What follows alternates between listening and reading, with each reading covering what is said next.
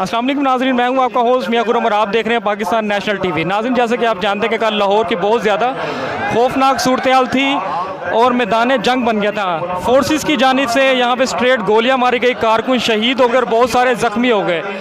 उसके बाद जो है मुल्क के जो उलमा थे, अल्लामा आसिफ अशरफ जलाली थे, फजलुर रहमान साहब थे और इसके अलावा सिराजुल हक साहब थे और मुफ्ती मुनीब साहब थे। इन्होंने एक अहम इजलास बुलाया। मुफ्ती मुनीब साहब की तरफ से उलमा का एक अहम इजलास बुलाया गया जिसमें यह फ़ैसला हुआ आज मुल्क में पहिया जाम हड़ताल की गई। इसके अलावा फजलुर रहमान साहब की तरफ से तरीके लब्बैक पाकिस्तान की भरपूर हमायत का ऐलान किया गया। उसके बाद जो है वो शेख रशीद साहब ने सुबह एक अहम पैगाम पहुंचाया कि हमारे तरीके लब्बैक पाकिस्तान वालों से मुज़ाकरात स्टार्ट हो गए हैं। तो मेरे साथ इस पर बात करने के लिए मजलिस शूरा के रुकन अल्लामा फारूकुल हसन साहब मौजूद हैं। तो आइए इनसे सवालात करते हैं। अस्सलाम वालेकुम सर। वालेकुम अस्सलाम वरहमतुल्लाह। सर, पहले तो बहुत ही अफसोसनाक वाक़या था कि बहुत सारे कारकुन आपके शहीद हो गए और बहुत सारे ज़ख्मी हो गए। कल जो है वो गाहे बगाहे आप जो है पैगामात पहुँचाते रहे हैं और जो उनके शहदा की जो बॉडी थी वो आपने जनाजा पढ़ा के उनके शहरों में रवाना कर दी है। आज शेख रशीद साहब की तरफ से एक अहम बयान आया कि हमारे तरीके लब्बैक वालों से मुज़ाकरा स्टार्ट हो गए हैं। तो अचानक ऐसी क्या तब्दीली आ गई और उस मुज़ाकरात का क्या नतीजा निकला? देखें जी, ये पहले पीछे से एक काफ़िला आया है, बहुत बड़ा काफ़िला आया है। ये आपका अगर कैमरा कैप्चर कर सके तो ज़रा ये दिखा दीजिएगा कि इतनी लाशें गिराने के बावजूद भी हुक्मरानों तुम हार गए हो, हजूर के गुलाम जीत गए।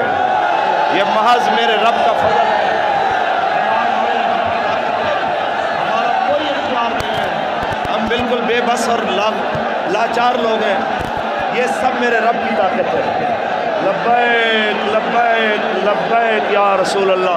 मैं यही कहूँगा जो हमारे क़िबला अमीरुल मुजाहिदीन फरमाया करते थे, वलहुल किब्रियाउ फिस समावाति वल अर्द। ये सारी शानें उसी रब की हैं जिसने अपने हबीब के ज़िक्र को, उनकी इज़्ज़त को बुलंद किया है।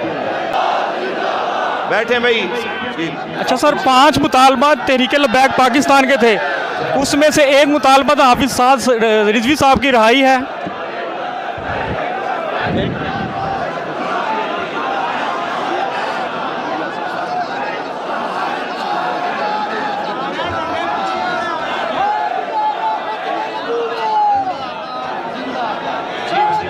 अच्छा सर, 5 मुतालबात में से अगर हुकूमत कोई भी मुतालबा कबूल नहीं करती तो वो एक मुतालबा कौन सा होगा वो आप फैसला उनका कबूल नहीं करेंगे? आपके मुतालबात थे कि फ़्रांस के सफ़ीर को निकाला जाए, हाफिज़ साद रिजवी साहब की रिहाई हो, तरीके लब्बैक से कलअदम का टैग ख़त्म किया जाए, शेख रशीद साहब की तरफ जो है उनके खिलाफ इंक्वायरी बिठाई जाए और पैमरा जो है इस पर पाबंदी ख़त्म की जाए। कौन सा ऐसा मुतालबा है जो एक आप मानने पर तैयार हो जाए? देखें जी, तहरीक लब्बैक या रसूल अल्लाह पहले तो उस मुआहदे पे खड़ी हुई है जो मुआहदा इन्होंने फैज़ाबाद में हमारे साथ किया था, और उस मुआहदे की अहद शिकनी करके जो भी खराबियां पैदा की हैं उनको ठीक करना हुकूमत की ज़िम्मेदारी है। लिहाजा हमारा इसके अलावा कोई नया मुतालबा नहीं है। तो हम कहते हैं उस मुआहदे को उसकी रूह के मुताबिक पूरा किया जाए और उसकी बदअहदी के बाद जो खराबियां पैदा की गई हैं, जिन्होंने पैदा की हैं वही उसको ठीक करेंगे। अल्लामा शफीक सर, अल्लामा शफीक अमीनी साहब की तरफ से अभी जो इसका दूसरा स्पेल चल रहा है मुज़ाकरात का, उसमें क्या आपको लगता है कि आप कामयाब हो जाएंगे और फ़्रांस के सफ़ीर को मुल्क बदर करने में, और इसके अलावा बाकी जो मुतालबात है वो भी आप मनवा लेंगे हुकूमत से? उसमें फारूकुल हसन अकेला नहीं, ये हजूर के ग़ुलाम सारे कामयाब होंगे इंशाअल्लाह। ये हजूर की ग़ुलामों की फ़तह होगी इंशाअल्लाह जब फ़्रांस का सफ़ीर यहाँ से दफ़ा होगा। अगर हुकूमत के साथ आपके मुज़ाकरात नाकाम हो जाते हैं, कल 20 अप्रैल है, उसके बाद आपकी क्या लाएअमल है, क्या हिकमत अमली आपकी तरफ से? मेरे ख्याल में कुछ चीज़ों का कबल अज़ वक्त तज़किरा नहीं अच्छा होता। बाद की बातें बाद में करते हैं, हम कौन सा जाने लगे हैं, इधर ही बैठे हैं। अच्छा सर, मेरा आपसे एक सवाल है, आपके मुज़ाकरात भी चल रहे हैं, इमरान खान साहब कौम से ख़िताब करते हैं, उसमें ये कहते हैं कि मुझ पे बहुत ज़्यादा यूरोपीय यूनियन का प्रेशर है, अगर मैं फ़्रांस के सफ़ीर को मुल्क बदर करता हूँ, मैं ये मामला UN नेशन में रखूँगा और इसके अलावा 56 जो ममालिक है, इस्लामी ममालिक, उनके सामने ये मामला लेके जाऊँगा। तो आप थोड़ा सा ये इंतज़ार कर लें इस हवाले से, ताकि मामला जो है अफ़वाम व तफ़हीम से यह हल हो जाए। वैसे मुझे आप एक बात बताएं कि खान साहब की यूरोपियन मानेंगे, उनकी पाकिस्तान में ओगरा वाले नहीं मानते कि भाई पेट्रोल की कीमतें बढ़ाना घटाना इनकी औकात नहीं है। तो आप सोचते हैं कि भाई यूरोप वाले उनकी मान लेंगे। ये बातें हैं कि भाई जितना इन्होंने अपने आप को समझा हुआ है ये कुछ भी नहीं है। हकीकत यह है कि अगर ये वाक़तन समझते हैं ना कि मेरी इज़्ज़त का गिराफ जो इज़्ज़त का गिराफ इनका गिरा है, अगर उसे उठाना चाहते हैं तो हमारे क़िबला अमीरुल मुजाहिदीन का एक ही फरमान था, इज़्ज़त उसी की होगी जो रसूलुल्लाह की इज़्ज़त पे कुर्बान हो।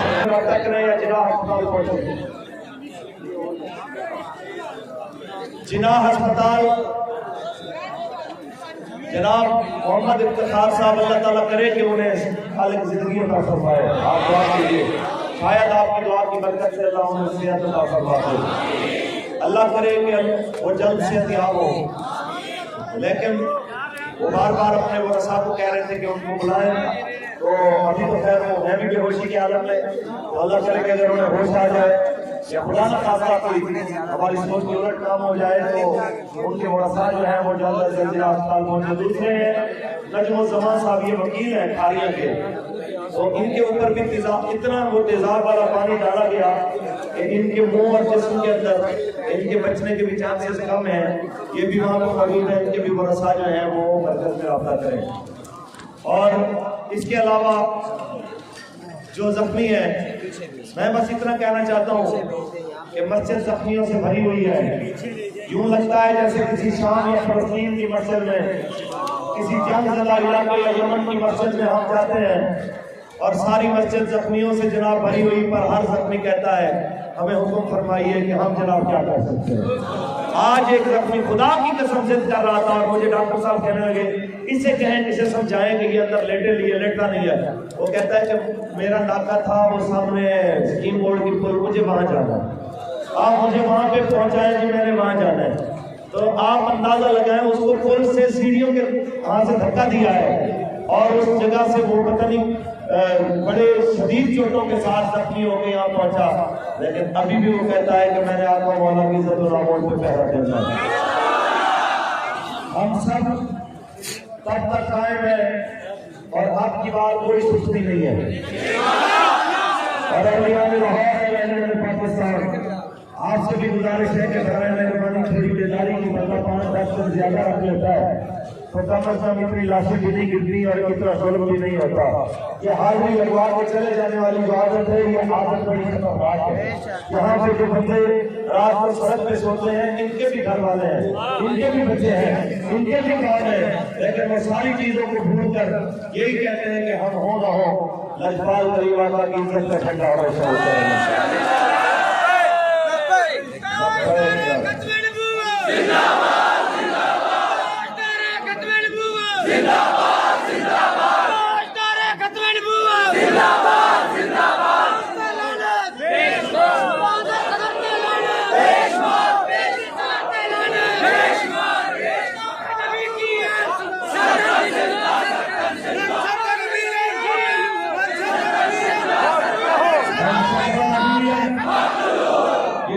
दो चार पैगाम थे, इनको फौरी तौर पे पहुंचा दें। और खास तौर पे जितने धरने पूर्व जवार में या पाकिस्तान के किसी कोने में इस धरने के अलावा चल रहे हैं, उन सबको खत्म करके मरकजी धरने में पहुंचे कि मरकजी धरना यही है, ये मरकज का हुक्म है कि कोई धरना इस धरने के अलावा नहीं होगा। आपने इसी धरने में पहुंचना है। ये धरना फैसला करेगा कि जनाब आला आपने क्या करना है। आप सबकी ये जिम्मेदारी है कि जितने भी साथी हैं पाकिस्तान के किसी कोने में धरना अगर जारी है तो वो धरना खत्म करके मरकजी धरने में पहुंचे। और दूसरी गुजारिश ये हमने की थी कि हमारे अमीर मोहतरम साहबजादा मोहम्मद साद हुसैन रिजवी साहब जेल में बैठ के या उलमा में कहीं बैठ के इस जगह के अलावा प्रेस कॉन्फ्रेंस करें और कहें कि धरना उठा दो, तो हमने धरना उठाना। ये हमारी मुज़ाकराती कमेटी सारी मिलके इस जगह के अलावा किसी बंद कमरे में या किसी जगह गाड़ी में बैठ के कहे कि जनाब आप लोगों ने धरना उठा देना है, तो हमने उठना। बस ये 2-4 चीजें आपने ज़हन में रख ली। अल्लाह ताला आपको सलामत रखे। आप आपसे किताब करेंगे। लब्बैक।